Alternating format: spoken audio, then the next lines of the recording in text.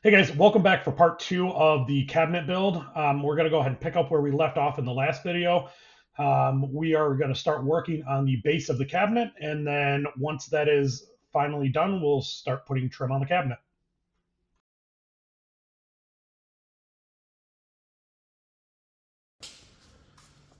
I'm going to start working on the base of the cabinet. These pieces were all cut yesterday based off of our cut list. Some of them are a little bit long, which is good because that means I can cut them down to size. We have two center pieces that are going to go here to support the amplifier that's going to go on the bottom.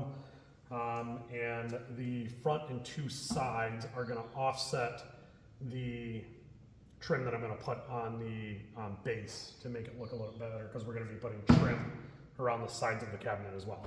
So I'm going to start cutting these and we'll start attaching.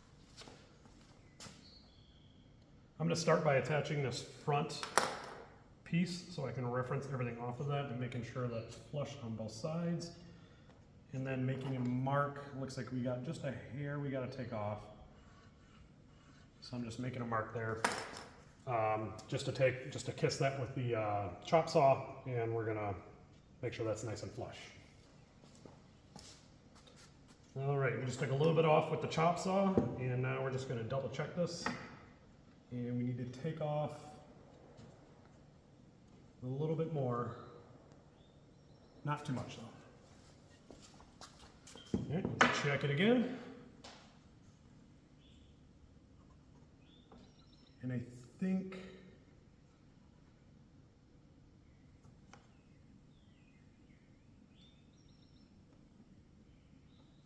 we take a little more.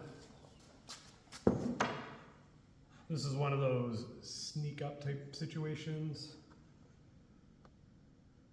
And that's pretty good. Okay.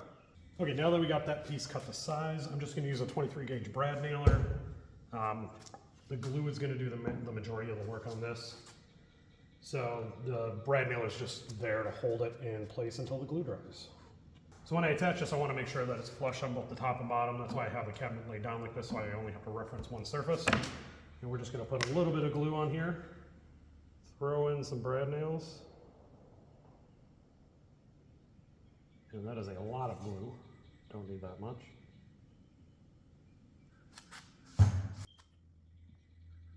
When attaching the base pieces, I was taking my time to make sure that they were even with the two sides. If the pieces went in crooked, it could make the cabinet wobble. I was checking to make sure that the pieces were not only lined up with the two sides, but also making sure that they were lined up with the bottom of the cabinet.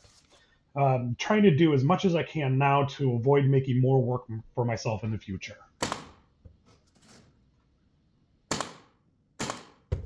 So we're going to attach one piece back here to act as a little bit of extra support for the bottom. This piece was cut oversized, so we're just going to mark this with a pencil and cut it down to size. All right, so I just got done cutting that on the miter saw. I went to cut it a little oversized, but after checking it, it fits perfect. So we're gonna get some glue attached to here. I am gonna clamp.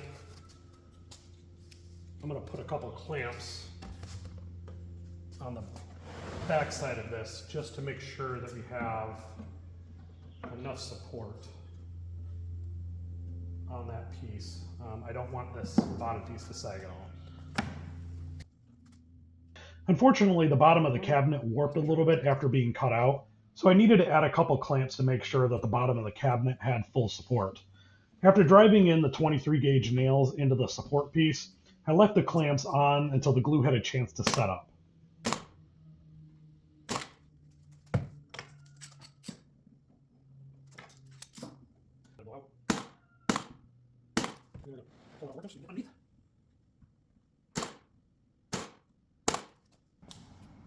So I ran the two center support pieces through the pocket hole jig off camera. These don't need to be perfectly spaced apart. I'm just going to roughly eyeball them so we have them roughly equal apart. I'm going to run another support on the top and bottom as well, just to make sure that that joint along the side piece doesn't get stressed too much with the weight. The amplifier that's going to be going in there is about 75 pounds, so we want to make sure this is a little overbuilt on the bottom side. These centerpieces will be under the amp that is being put into the stereo cabinet, so I wanted to make sure that they were pretty solid. I probably put a few too many pocket holes in each one of these, but like the old saying goes for woodworkers, you could never have enough clamps. So I guess you could never have enough screws as well.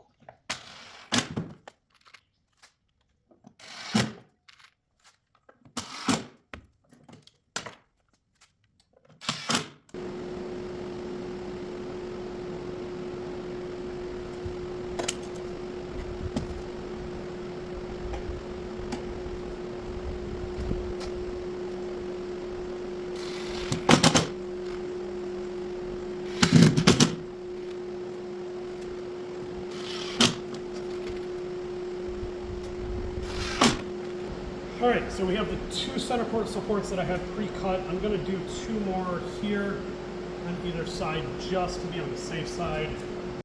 I apologize about the audio at this point. The shop was getting fairly warm and I had to turn a fan on. I'm attempting to say that we are going to attach a couple side pieces before attaching the other two pieces for the base. All right, just got the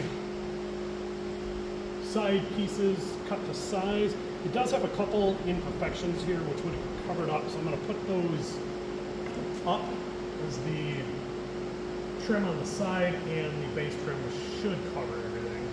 Good. These side pieces are strictly there as filler pieces to offset the base trim that will be attached. These will help by giving the base a bit more thickness and allow some dimension to the cabinet. As I'm putting a frame on the side of the cabinet as well, I did not want it to look too flat.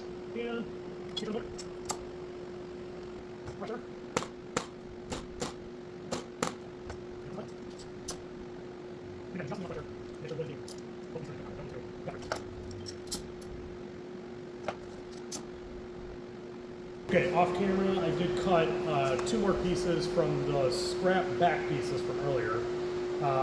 Cut them to size, put some pocket holes in there. We're going to go ahead and get them attached, and then the base should be complete. These couple pieces are probably where the base is going to start getting overbuilt. I wanted to add these so that the weight of the amp does not stress the sides of the cabinet. When adding these though, I kept thinking they may be overkill, but sometimes it's better to be safe than sorry.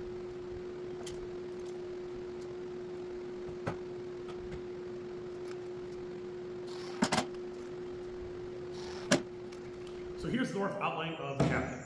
We do have the base fully assembled and the carcass of the cabinet all set. We are going to do some edge banding on the front of the plywood just to make it look a little bit nicer.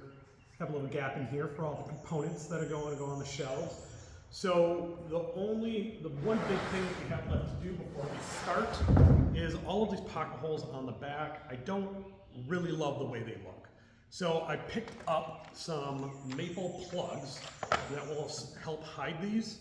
We're going to glue them in place, sand them flat, and then we're going to start working on getting the shelf pin holes drilled into this. You guys will have to excuse the audio quality difference. I'm standing right behind the camera. So I wanted to give you a close-up view of how these pocket hole plugs work.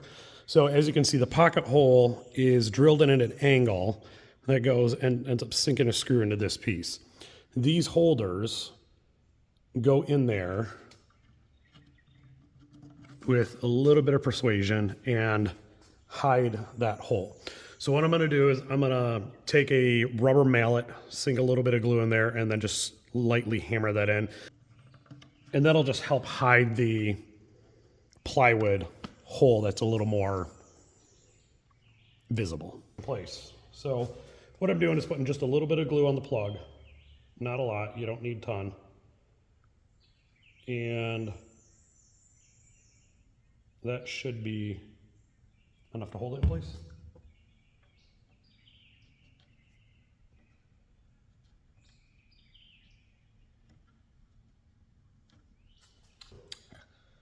So I've tried two different ways. I've tried putting the glue in the hole and then putting it around the piece. I'm actually gonna stick it in the hole. It's a little bit easier to get in. So I just put a little bit of glue at the top.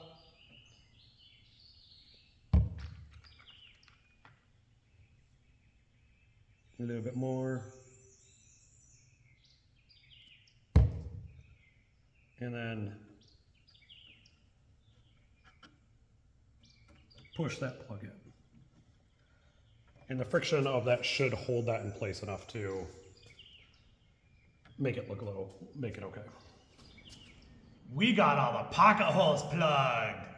Now it's time to make more holes. So I filled all the pocket holes with the plugs. Once those dry, we're gonna take a flush trim saw and cut those flush. Take a sander to make sure they're nice and good. There are a couple that are a little loose that may need some wood filler to hide those a little bit more, but we'll wait to see how that turns out. Next, we're gonna be working on drilling the pinholes. For drilling the shelf pins, I'm using the Kreg shelf pin jig. I did test it on a piece of plywood just to make sure that it wasn't gonna blow through the back and that my drill bit was adjusted properly. Left some nice good holes. It does come with a reference pin so you can extend this as well. So we're gonna go ahead and start doing this on the cabinet because everything looks like it worked out good. All right, so I started the series of holes on the right side of the cabinet. That's the reference pin I was talking about. You stick it in the last pin hole that you drilled. Make sure this is flush up against the edge. Now I have a self-adjusting Kreg clamp that I'm using as well, just to make sure this doesn't move while I'm drilling. Clamp that on and drill your holes.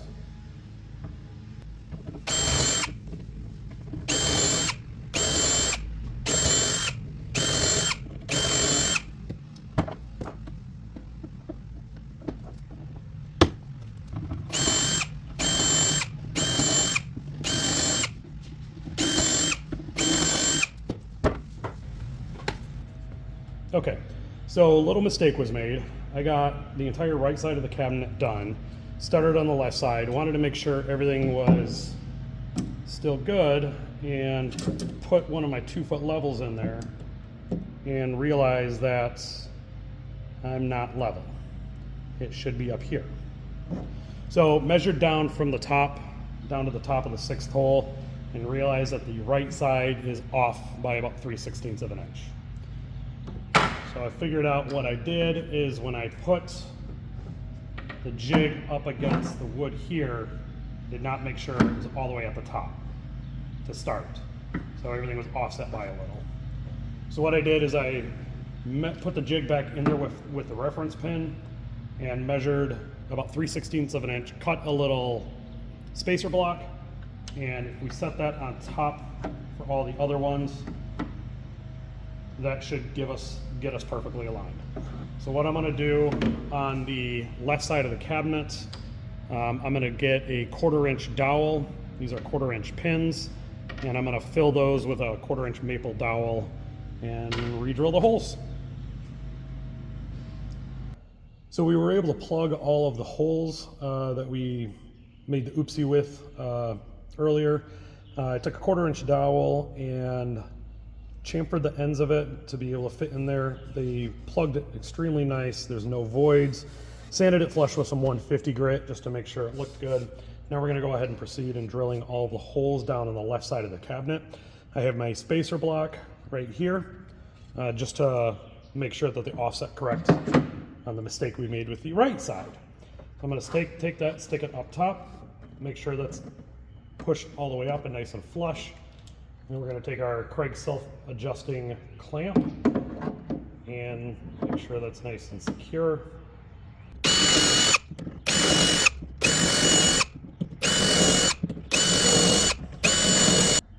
After that one set of holes is drilled on the left side, we're just going to check to make sure that the right and left side are lined up. I've placed 2 pegs on the 6th hole down, and we're just going to take a 2-foot level and make sure we are good. And that's about as good as it's gonna get. We're off by, so we were off by just a hair, but I don't think it's gonna be enough to make any real difference. There are gonna be some recesses in the each of the shelves to allow them to sit on the pegs and not move. So I think once you actually get some weight on the shelves, that should take up the difference. So after a bunch of fun times trying to get the shelf pins to work, we were able to get them all done. Yay! After a couple of mistakes, we were able to finally get all of the shelf pins drilled, and they all line up pretty good. I am happy with the way they turned out. Highly recommend that Kreg Craig a jig, just to make sure when you start the holes, you don't, not put it up at the top like you should. So after we got all the shelf pin holes drilled, threw a shelf in there as a test, and it's pretty solid. Not moving, everything's flush and level. I'm good with that. So I'm gonna go ahead and proceed forward with the next step. Hey guys, I wanted to thank you for watching this video. There's going to be a couple more parts coming out to this build. It was a fairly extensive build, so there's just a lot of footage there. If you could please subscribe to my channel, I would greatly appreciate it. And if you could like the video, leave a comment, and share the video, that would be much appreciated. Stick around and we'll see you guys next time.